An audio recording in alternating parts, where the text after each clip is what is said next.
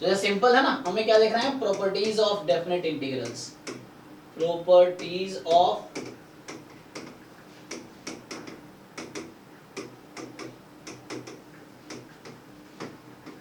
Properties of definite integrals, ठीक है। तो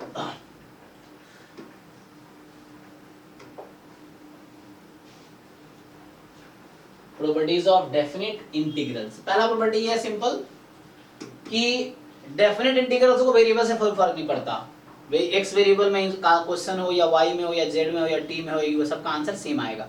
सो definite integration is free of variable. तो मतलब डेफिनेट इंटीग्रेशन में जो वेरिएबल है वो एक डमी वेरिएबल जैसा है, उसका कोई रोल बहुत ज्यादा नहीं है।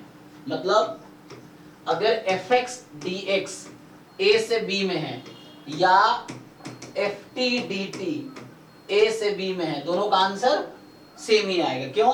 एट द एंड ये एक नंबर है ना, जो आउटपुट है इसका वो एक नंबर आना है, तो उसमें वेरिएबल तो आना नहीं है। सो आउटपुट वो नंबर क्या, एरिया है, area under this function between this numbers. So ये चीजें हैं, तो इसको वेरिएबल से कोई फर्क नहीं पड़ता है। So like if you write fy dy, no problem, ठीक है ना। सो वेरिएबल से डेफिनेट इंटीग्रल में कोई प्रॉब्लम नहीं है। सेकेंड चीज जो है आपके पास,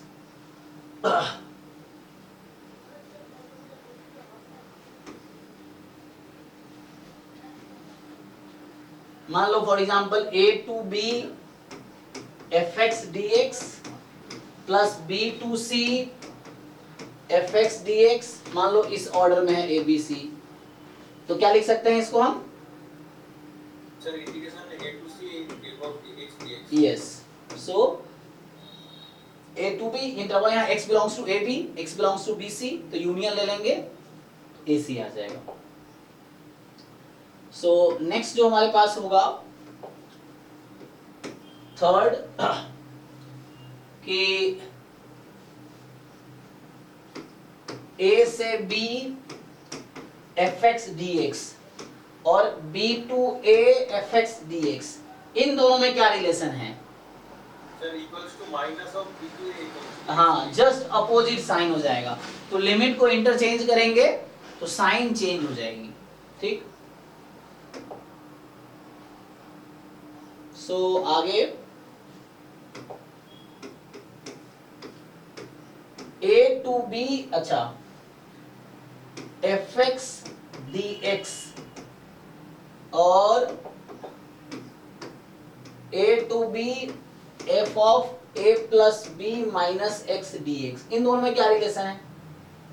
इक्वल्स होगा सर, इक्वल होगा, ठीक है। तो ये सब लोगों को ध्यान रखना है। हो क्या रहा है, x को रिप्लेस किया हमने a plus b minus x, a plus b minus x, दोनों सेम आएगा। तो कई बार ये प्रॉपर्टीज हेल्प करता है क्वेश्चन को इजीली सॉल्व करने में, ठीक है ना। जैसे मैंने कहा था एग्जांपल के लिए e की power minus x square dx है, इसका आंसर डज नॉट एग्जिस्ट आता है, ठीक।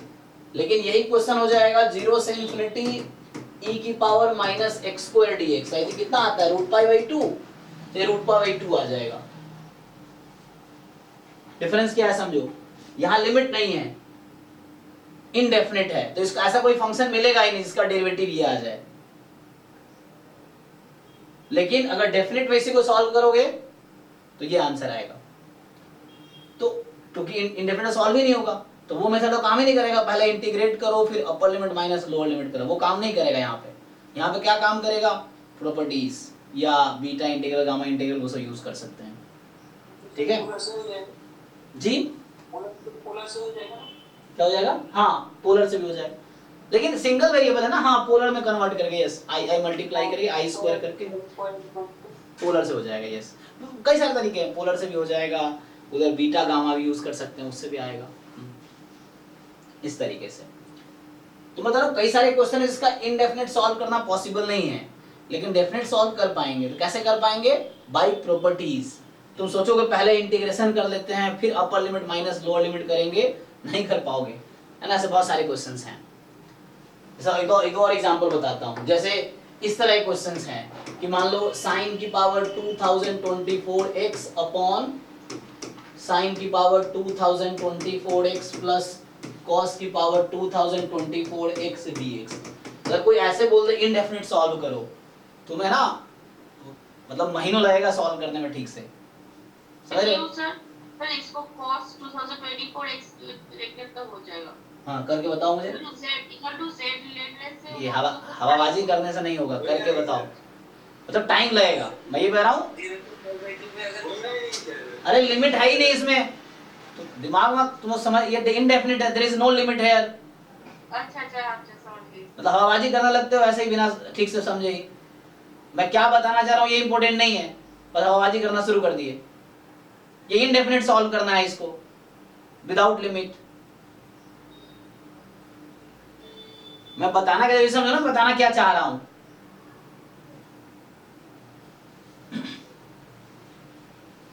जबकि ये अगर ऐसा होगा,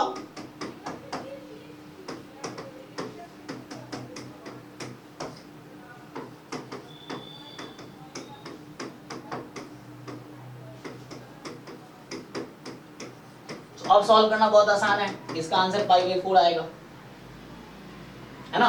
तो ये सॉल्व करना आसान है। ये इनडेफिनिट सॉल्व करने की बात कर रहा हूं, इसका आंसर फंक्शन ऑफ x में आएगा। हो सकता है but it will take a lot of time जिसका तुम एग्जैक्ट आंसर निकाल पाओ इनडेफिनिट में, बट डेफिनिट में प्रॉपर्टीज यूज करके इजीली सॉल्व हो जाएगा। सो बहुत सारे ऐसे क्वेश्चन डेफिनिट में आएंगे जिसका इनडेफिनिट सॉल्व करना बहुत डिफिकल्ट है, इवन इम्पॉसिबल है, बट डेफिनिट में सॉल्व करना इजी है बाय यूजिंग प्रॉपर्टीज। तो प्रॉपर्टीज इसलिए आपको याद होने चाहिए, ठीक है? सो यहाँ पे आते तो ये इस तरह की प्रॉपर्टी कई बार हेल्प करेगी हमें क्वेश्चन को सॉल्व करने में। सो यहां से नेक्स्ट क्या है, इसी का कोई स्पेशल केस है, जैसे 0 to a fx dx, है ना, जो हम लोग यूज करेंगे कई बार। तो उसको हम लिख सकते हैं, इसी का स्पेशल केस होगा कि a की जगह 0 रख देते हैं, b की जगह a रख देते हैं। तो ये बन जाएगा हमारा f of a minus x dx 0 to a, ठीक है? तो ये हो गया। फिर आगे और अगर देखोगे तो जैसे सबका प्रूफ भी है, देखो ये जो फॉर्मूला मैं लिख रहा हूं इन सबका प्रूफ एनसीईआरटी में कर रखा है। देखो क्लास 12 की एनसीईआरटी में सबका प्रूफ है, इवन बहुत आसान है इसको प्रूफ करना। इसको t मान लो, लेट सब्स्टिट्यूट कर लो a plus b minus x को t सब्स्टिट्यूट कर लो, एंड देन ये माइनस dx बराबर dt हो जाएगा, dt में कन्वर्ट करके देखो बाद में यही आ जाएगा। इसका प्रूफ है, ये सब भी आसान है। आगे देखो जरा, अगर है minus a to a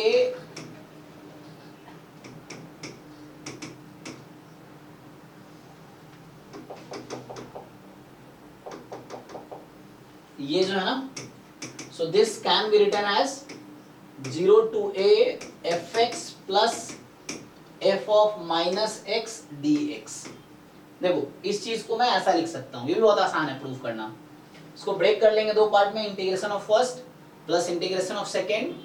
minus x को आप t अज्यूम कर दोगे तो बाद में वो वही आ जाएगा। सो यहाँ पे इवन ऑड का कोई बात नहीं है? नहीं, इवन ऑड का नहीं, ये जनरल है, इसके बाद वो फॉर्मूला आया है इवन ऑड वाला। सो ये थ्योरम है, वो उसका कोरोलरी है, ये समझ लो। अगर मैं बोलूं कि ये थ्योरम है और वो कोरोलरी है, so this is kind of theorem. So इसका कोरोलरी क्या होता है, किसी थ्योरम का स्पेशल केस, है ना, कोरोलरी होता है। तो ये मान लो फर्स्ट कोरोलरी होता है वो कि अगर ऐसा हो जाए कि f of minus x minus f x के इक्वल हो जाए, तो फिर क्या होगा, देन ये जो इंटीग्रल है minus a to a fx dx, हाँ तो वो 0 हो जाएगा। तो इस फॉर्मूले से आ रहा है इसका प्रूफ कि यहाँ f ऑफ माइनस एक्स को आप माइनस एफ एक्स रख दोगे तो दोनों मिलके 0 हो जाएगी। फिर जब आप दूसरा कोरोलरी इसी का आएगा कि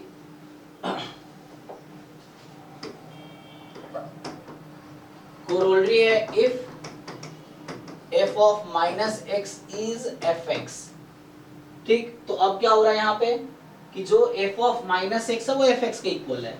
सो this f of minus x is equal to f x, तो ये भी एफ एक्स ये भी एफ एक्स, तो मिलके क्या हो जाएगा 2fx, ये चीज है। तो उस केस में जो हमारा ये इंटीग्रल है minus a to a f x d x, so ये केस इक्वल है दोनों क्वांटिटी इक्वल 2 टाइम 2 बाहर आ जाता है, so 2 time 0 to a f x d x हो जाता है। तो इस तरह से है, ठीक है।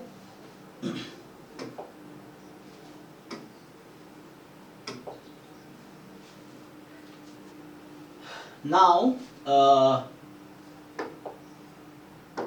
ठीक है, अगला तो ये तो हो गया बेसिक प्रॉपर्टीज, है ना। इसी में दूसरा है, इसी के पैरेलल एक थ्योरम है, इसी के पैरेलल है दूसरा वाला कि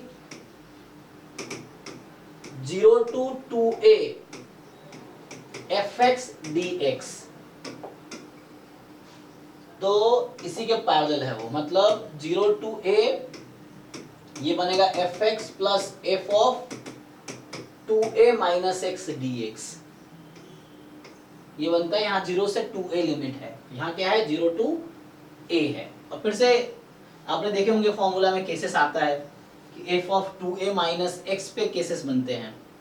सो यहाँ पे जो है ना, जैसे मैं इसकी बात करूँ कोरोलरी इसकी 1 ले लो, तो इसमें है कि व्हेन या इफ, है ना, f ऑफ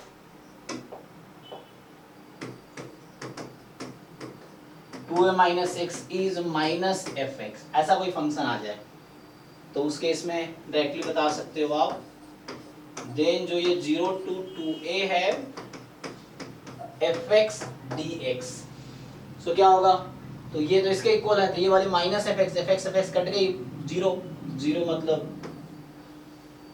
और दूसरा इसी का केस हो जाता है कि जब f of 2a minus x F x के इक्वल है, ठीक। तो यहाँ पर तक ये ऑड और इवन का कुछ काम है क्या सर? जी नहीं, इवन ऑड का यहाँ कोई काम नहीं है।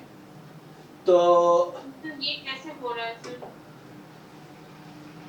क्या ग्रुप में तो इनिशिएटिव में करने लगा है ना, इवन ऑड की क्यों काम पड़ेगा यहाँ पे? इवन ऑड फंक्शन का डेफिनेशन ये होता है। सर ये कैसे मतलब माइनस एक्स एफ एक्स और कैसे एफ एक्स हो रहा है? अरे मैडम आपको कौन समझाएगा, यहाँ इफ लिखा हुआ है, मैं कहाँ बोल रहा हूँ हो रहा है।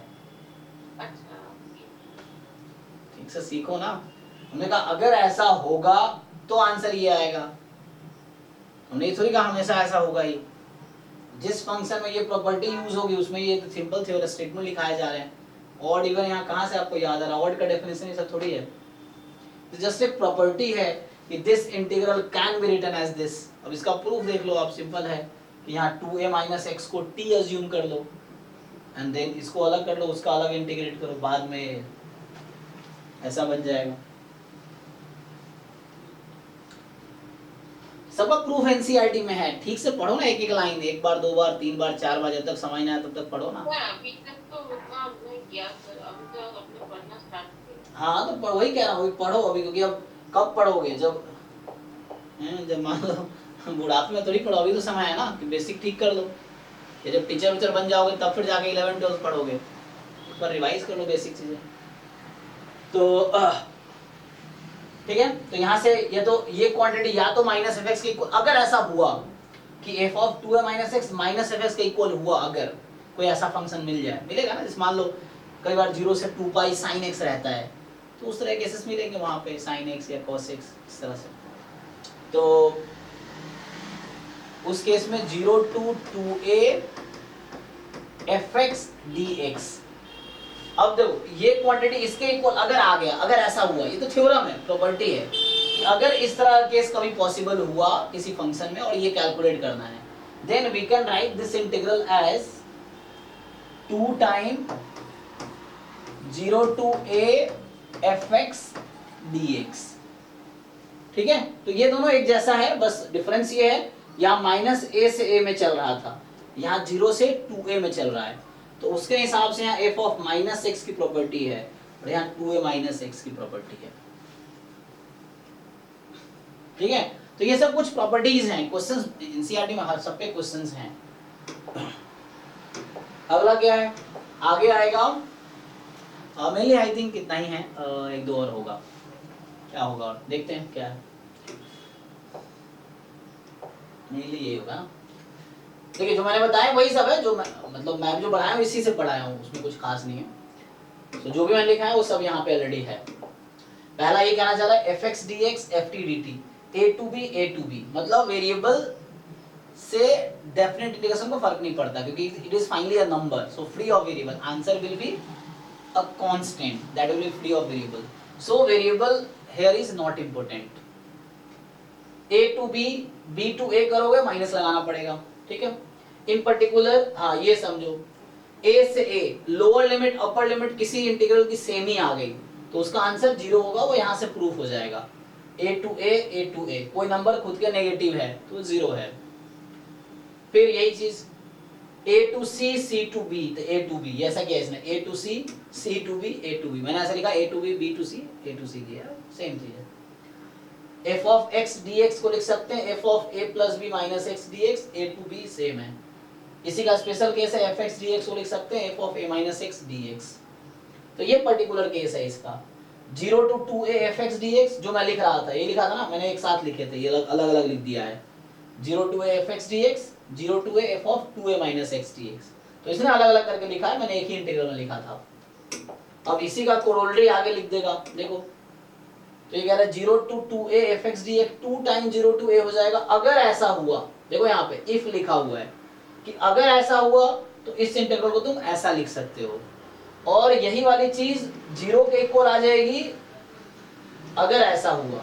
सो अगर ऐसा होगा तो ये क्वांटिटी 0 हो जाएगी, ये लिखा हुआ है 0 हो जाएगी, सो 0 हो जाएगी अगर ऐसा हुआ, तो ये चीज मैं लिखा रहा था। Minus a to a f x d x 2 time 0 to a f x d x हो जाएगा अगर f इवन फंक्शन है। देखो भाई अमन तुम यही कह रहे थे ना कि इवन फंक्शन में क्या बोल रहे थे तुम, इवन में 0 होता है। देखा नहीं था जस्ट बोला। हाँ कोई बात नहीं, उसको करेक्ट करो, कई बार ना यही चीज एग्जाम में आ जाएगा तो गलत हो जाएगा, तो हमें ये ध्यान रखना है क्योंकि एग्जाम में कैसे गलतियां हो जाती हैं, मिस्टेक्स ऐसी होते हैं जब हम कंफ्यूज हो जाते हैं, तो ध्यान रखना है, कोई बात नहीं। तो एफ एक्स इवन फंक्शन है, f of minus x F x, तो ये 2 टाइम हो जाएगा इवन में, ठीक। ऑड फंक्शन है तो हमारा ये 0 आ जाएगा, minus a to f x d x 0 हो जाएगा। एक मिनट ऐसे जो मैंने बता दिए, अब सबका प्रूफ है, आप देख सकते हो 0 नंबर फॉर्मूला जो था ये वाला, अब सबको एक एक करके प्रूव कर रहा है, आप इसको पढ़ सकते हो। अगर आपको प्रूफ में इंटरेस्ट होगी ये फॉर्मूला बना कैसे, आया कैसे, you can try to understand, और ढंग से एक दो बार कोशिश करोगे खुद से तो समझ आ जाएगा। ये सब प्रूफ कर रखा है सारे फॉर्मूला को। अब यहां से क्वेश्चन स्टार्ट होता है, ठीक। So now they start the examples, then exercise होगा। तो अब प्रॉपर्टीज आप यूज, जैसे आप मॉड आ गए, आप देखो mod of x cube minus x dx। अब इस तरह क्वेश्चन को कैसे इंटीग्रेट करते हैं, तो बताओ जब मॉड वाले क्वेश्चन आते हैं तो हम लोग क्या करते हैं, सबसे फंक्शन और फंक्शन में नहीं पहले आप सॉल्व कर लो, आप कुछ भी तुक्का लगाते रहते हो। मॉड फंक्शन में इवन ऑड कब कैसे यूज करेंगे हम, इस x क्यूब माइनस x में कैसे यूज करेंगे मॉड, सर लिमिट डिवाइड कर देंगे, माइनस जीरो तक नेगेटिव वैल्यू होगी और 0 से ऊपर लेंगे तो पॉजिटिव वैल्यू कंसीडर करेंगे। तो हमें देखना है कि ये जो इनसाइड क्वांटिटी है वो किस इंटरवल में पॉजिटिव है, किस इंटरवल में नेगेटिव है, उसके हिसाब से मॉड को हटाना है हमें पहले। जब भी मॉड का इंटीग्रेशन हो या ग्रेटेस्ट इंटीजर फंक्शन का इंटीग्रेशन हो तो we have to remove mod, we have to remove greatest integer function, हटाना है उसको। तो हटाएंगे कैसे, तो मॉड हटाने का तरीका सिंपल है कि मॉड x x हो जाएगा अगर x पॉजिटिव है, मॉड x माइनस x हो जाएगा अगर x नेगेटिव है।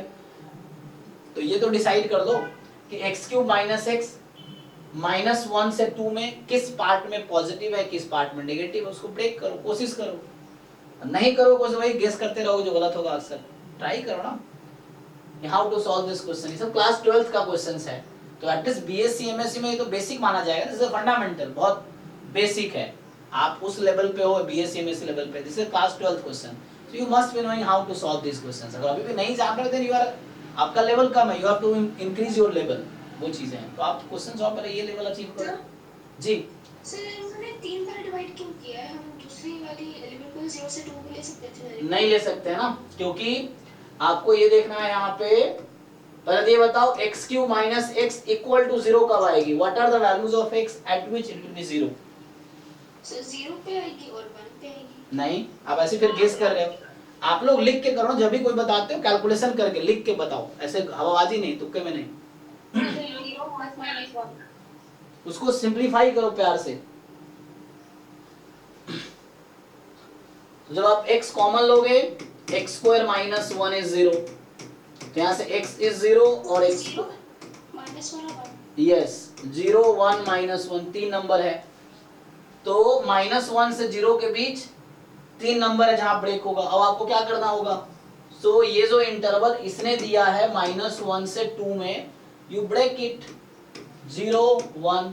अब आप हर इंटरवल में साइन चेक करो कि ये जो x क्यूब माइनस x है, अब इसका साइन चेक करो कि जब x की वैल्यू 1 से 2 में है तो क्या आएगी। जिसका शॉर्ट फॉर्म ये है x माइनस 1 x प्लस 1, मतलब सिंप्लीफाइड फॉर्म।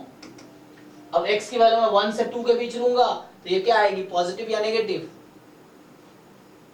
चेक करो, sir positive. Positive negative positive हो गया।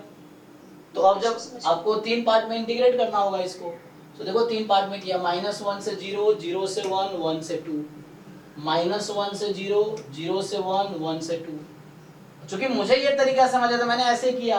अब इसने क्या किया, देखो इसने ऐसे समझाया है। अब जिन बच्चों में थोड़ा दिमाग का तो उनको समझ ही नहीं आएगा कि क्या कर रहा है, क्योंकि मुझे अपना तरीका पता है कि मैं कैसे चेक करूंगा। तो सिंपली मैंने 0 पुट करके नंबर निकाल लिया, फिर देख लिया किस टेबल में क्या है, ऐसे कर लिया। अब नहीं तो यहाँ देखते रहो क्या कर रहा है ये। तो ये जिस टीचर ने सॉल्यूशन लिखे हैं उसको ऐसे अच्छा लगा, अगर मैं इसका सॉल्यूशन बनाता मैं ऐसे सॉल्यूशन बनाता। तो सबका अपना तरीका है, तो आप ही अपना तरीका डेवलप करो। सिंपल से। ओके सर हाँ सर इस बात को ऐसे मैं बोल सकती हूँ कि जैसे आपने बताया था मॉड्यूलस में ही आपको ब्रेकिंग पॉइंट दिया होता है, क्योंकि यहाँ पे मॉड्यूलस में ब्रेकिंग पॉइंट x दे रखा है, तो हमने x की वैल्यूज निकाली to find the breaking points. जी, ऐसे कह सकते हैं? हाँ हाँ बिल्कुल। मतलब ये mod x का क्रिटिकल पॉइंट या टर्निंग पॉइंट। सो इस फंक्शन में x क्यूब माइनस x का मॉड है ना, तो इट हैज टर्निंग पॉइंट -1 0 1, तो इस पे ब्रेक हुआ, ब्रेकिंग पॉइंट। जब भी mod x होता है तो we have to break on there turning point. तो इस फंक्शन के मॉड के अंदर जो क्वांटिटी है उसके 3, उस मॉड का 3 टर्निंग पॉइंट्स हैं, 0 -1 और 1। तो उस पे ब्रेक हुआ 3 पार्ट में। अब -1 से 0 में -1 0 पॉजिटिव है, तो मॉड को हटा के इसने देखो प्लस का साइन लिया हुआ है। यहाँ 0 से 1 में आपका नेगेटिव है, तो देखो मॉड को हटा के इसने माइनस का साइन लिया हुआ है, यहाँ पे माइनस लिया हुआ है और यहाँ प्लस है। यहाँ 1 से 2 में फंक्शन पॉजिटिव है, तो ये प्लस का साइन लिया है, ठीक है ना। तो किसी का सॉल्यूशन देख के समझने से बेटर है right your own solution, so that exam में वही काम आए।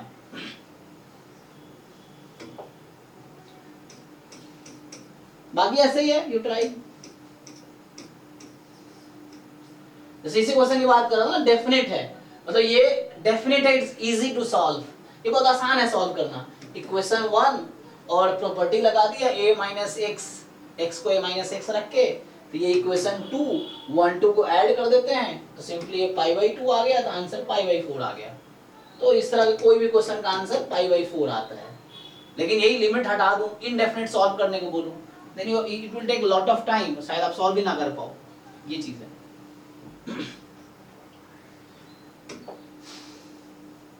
तो ये प्रॉपर्टीज की वजह से इसका इंटीग्रेशन आसान हो गया है सॉल्व करना। डेफिनेट इंटीग्रेशन सॉल्व करना आसान है, इनडेफिनेट डिफिकल्ट है, ये सब है। बाकी यू कैन ट्राई दिस। ये फॉर्मूला कई बार हमें आगे यूज करना पड़ेगा कि 0 to π/2 log sin x dx का प्रूफ यहाँ पे है, तो इसका आंसर देखिए है ना, ये हम अक्सर यूज करेंगे। ये -π/2 log 2 आता है, -π/2 log 2, क्योंकि हालांकि एक एज अ फॉर्मूला भी यूज होता है। सेम थिंग cos के लिए भी है, 0 से π/2 अगर ये रहेगा log cos x dx, तब भी आंसर इसका आएगा -π/2 log 2, तब भी इसका आंसर -π/2 log 2 आएगा, ठीक है। तो ये you can remember how it came, तो इसका प्रूफ यहाँ पे है कि ये आया कैसे। देखो ये पूरा किया, आप ट्राई करो समझने का क्या किया है। जाके यहाँ पे आंसर आ गया इसका। एंड देन हमारे पास आता है एक्सरसाइज 7.11 और ये लास्ट एक्सरसाइज है इस चैप्टर का। तो जो इंटीग्रेशन है क्लास 12 एनसीईआरटी चैप्टर 7 उसका ये लास्ट जो प्रॉपर्टीज पे बेस्ड है। तो आप लोग खुद ट्राई कर सकते हो सॉल्व करना, देन इसका सॉल्यूशन भी अवेलेबल है उसमें देख सकते हो। उसके बाद जो सॉल्व ना हो फिर भी नहीं समझ आया देन मेरे से डिस्कस कर सकते हो आप, ठीक है। तो उसके बाद फिर ये मिसलेनियस एग्जांपल एक्सरसाइज देता है जो थोड़े डिफिकल्ट क्वेश्चंस होते हैं इसमें, और जाके इसके बाद ये चैप्टर जाके कंप्लीट हो जाता है ना। तो ये मिसलेनियस एक्सरसाइज हो गई, फिर समरी आ गया बस। तो समरी में चीजें एक बार इन्होंने लिख दी है, ये सारे फॉर्मूले है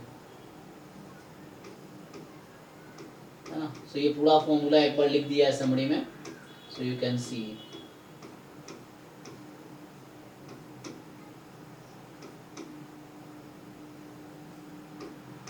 बस तो यहाँ जाके हमारा खत्म हो जाता है। प्रॉपर्टीज इसने लिखा नहीं अलग से, ये चीज है।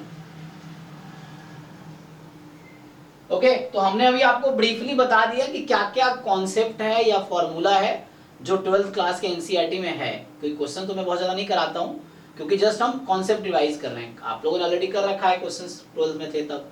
अभी भी आपका होमवर्क है क्वेश्चन करना। सो जो भी टॉपिक मैं डिस्कस कर रहा हूँ it is homework to you to solve the question, चाहे एनसीईआरटी करो, आरडी शर्मा, आरएस अग्रवाल, जो भी बुक आपने 12th से पढ़ा उससे कर लो, या सबसे आसान एनसीईआरटी कर लो। लगे ये सब आसान लग रहा है तो जेईई मेंस एडवांस के क्वेश्चन करो, लेकिन पहले ये करो। अगर यही नहीं हो रहा है तो जेईई मेंस एडवांस के क्वेश्चन नहीं लेगा, ठीक है ना। तो ये चीज है, then you can try and solve. Then doubts है मेरे सभी डिस्कस कर सकते हो, या अभी 10 से 11 डाउट क्लास लूंगा फिर उसमें डिस्कस कर सकते हो, ठीक है। तो अभी के लिए स्टॉप करते हैं। तो आपका होमवर्क क्या है? योर होमवर्क इज कि ये जो चैप्टर 7 है क्लास 12th का, एक बार इसके गो थ्रू हो जाओ, see concepts and formula and questions example exercise. पिछले दिन आपको जो मैं डाउट मतलब जो डाउट क्लास में मैं जो क्वेश्चन पूछ रही थी सर वो क्या आज कर देंगे? हाँ बताइए, कोई प्रॉब्लम नहीं है। क्वेश्चन देखो मैं डाउट क्लास में डाउट बताऊंगा, बशर्ते कोई क्वेश्चन जब आप पूछ रहे हो तो आप पहले से ट्राई करके आओ, ताकि आपको पहले से आइडिया हो कि इस क्वेश्चन में है क्या, कहाँ फंस रहे हो आप, क्या आपको सीखने की जरूरत है, ये जरूरी है। तो जब कोई डाउट क्लास में कोई बच्चा क्वेश्चन पूछ रहा है एनीवन, सो आप पहले खुद ट्राई करके आओ, सॉल्व करके कोशिश करो, 2 4 10 5 तरीके से सॉल्व करने की कोशिश करो। जब नहीं हो आपसे तो मेरे से डिस्कस करो, फिर आप ये बताओ कि आप ये कर रहे थे फिर ऐसे नहीं हुआ, ये तरीका लगाया नहीं हुआ, ये नहीं है, फिर मैं आपको सही तरीका बताऊंगा। तो जब आप ट्राई करके आओगे आपके अंदर वो कॉन्फिडेंस रहेगा कि हाँ आपने इस तरह ट्राई किया है। तो जब कोई बच्चा क्वेश्चन पूछता है मुझे पता चल जाता है कि ट्राई किया है, ऐसे ही कोई क्वेश्चन उठा के पूछ लिया बस, तो पता चल जाएगा मुझे ऐसे ही।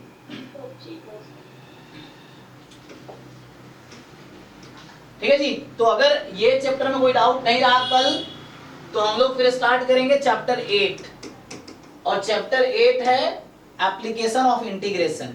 मतलब कुछ और नहीं है, एरिया फाइंड करना है, area under a curve using single integration. तो यहाँ आपको मैं बताऊंगा सिंगल इंटीग्रेशन से एरिया कैसे निकालते हैं।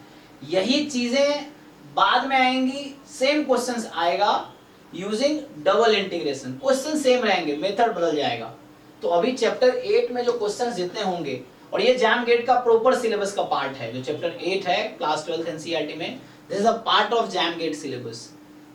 खूब क्वेश्चन आते हैं एरिया पे, हर साल 1-2 क्वेश्चन आते ही हैं, ठीक है ना, एरिया निकालने पे। तो आप सिंगल इंटीग्रेशन से कर दो या डबल इंटीग्रेशन से कर दो, आपकी मर्जी, आंसर सेम ही आना है। तो यही चीज, यही क्वेश्चन जो मैं क्लास एनसीईआरटी में 12th में जो यही क्वेश्चन हम लोग अभी देखेंगे 1 वेरिएबल इंटीग्रेशन से, यही चीज बाद में 2 वेरिएबल इंटीग्रेशन से भी होगा, सेम क्वेश्चन होगा, मेथड अलग होंगे बस, और दोनों से सॉल्व हो जाएगा, ठीक है। तो चलिए अभी के लिए ये बैच यही स्टॉप करते हैं। तो आप लोग होमवर्क चैप्टर 7 है, 8 कल करेंगे। एक बार हम अगर समराइज कर दे तो अभी तक क्या क्या डिस्कस किया, अरे यार इसका अलग लफड़ा है।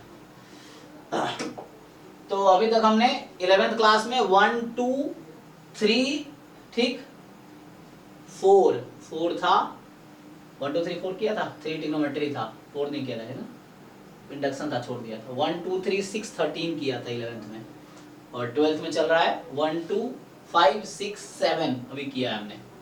8th कल करूंगा, चैप्टर 8 क्लास 12 एनसीईआरटी, ठीक है। चलो ठीक है, अभी स्टॉप कर दें। इनका डाउट्स है वो रुक सकते हैं, बाकी लोग जा सकते हैं, डाउट वाले लोग पूछ सकते हैं।